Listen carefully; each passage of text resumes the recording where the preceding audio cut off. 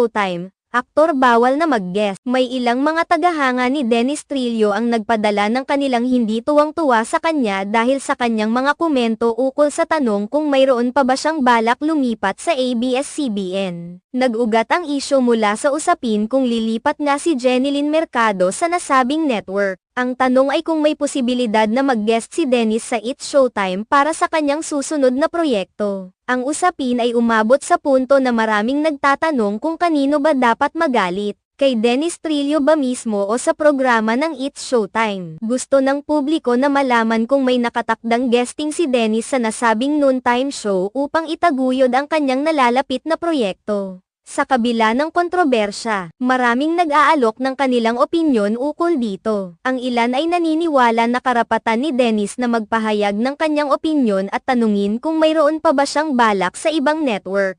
Subalit, may mga